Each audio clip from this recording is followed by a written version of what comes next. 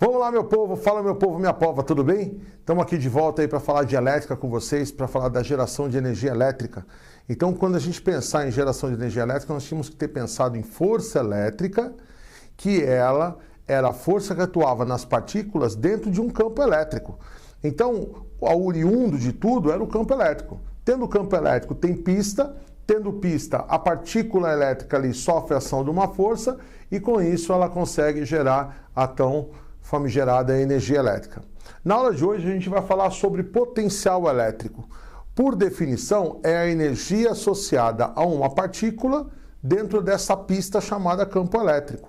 Então nós vemos aqui uma carga fonte com o seu campo elétrico gerado por ela, positiva, então o campo é de afastamento, e as superfícies em torno dela. Essas superfícies recebem o nome de superfícies equipotencial. O que significa uma superfície equipotencial?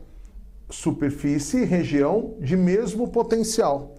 Então, se eu pegar aqui dois pontinhos, um ponto aqui e outro ponto aqui, ambos na mesma superfície equipotencial, ponto 1, ponto 2, então vamos dizer que o potencial de 1 é igual ao potencial de 2.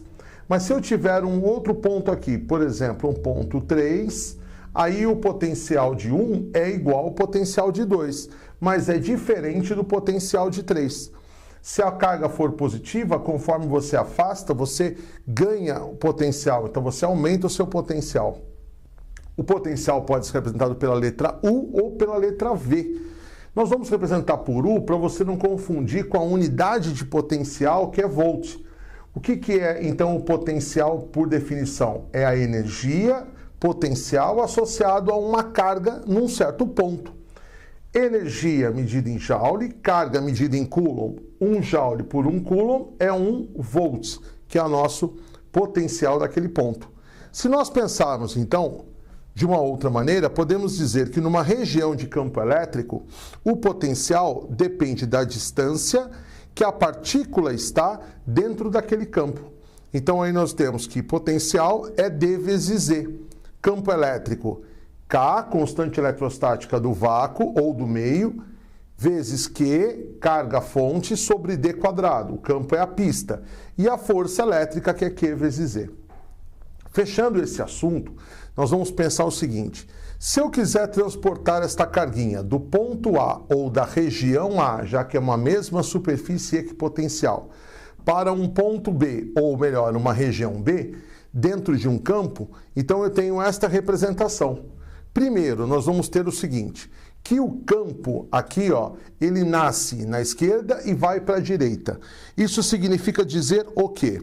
Significa dizer que os potenciais positivos estão à esquerda, porque o campo vai do positivo para o negativo. Está aqui, Então, esse aqui seria o potencial positivo. E o potencial negativo está à direita. Aí você pergunta, mas Magal, então quer dizer que esta carga, por ser positiva, ela vai ser repelida deste lado e vai ser aproximada daquele? Sim. A força que surge na carga, ela é assim, Ela se afasta das positivas, força de natureza elétrica, e se aproxima das negativas.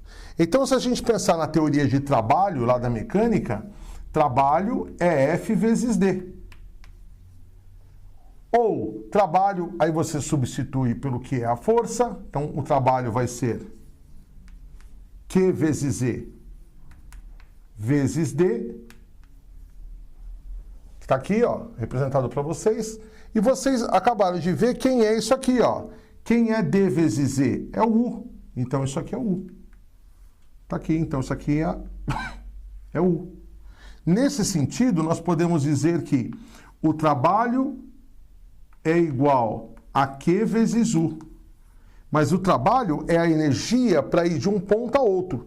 Para ir do ponto A para o ponto B, então dizemos que o trabalho de A para B é a mesma coisa que a carga sendo levada entre os potenciais A e B.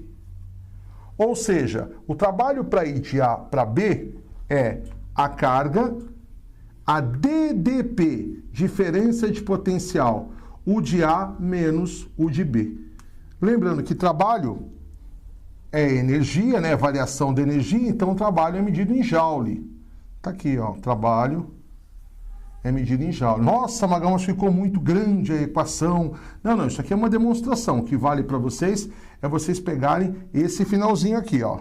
Então a nossa conclusão final é que nesta situação o trabalho de A para B é proporcional ao U de A menos U de B. Então, ele é proporcional ao U de A menos ao U de B. Tudo bem, pessoal? No próximo encontro, então, a gente vai continuar falando sobre geração e aproveitamento da energia elétrica. Falou? Valeu, meu povo, valeu, minha pova.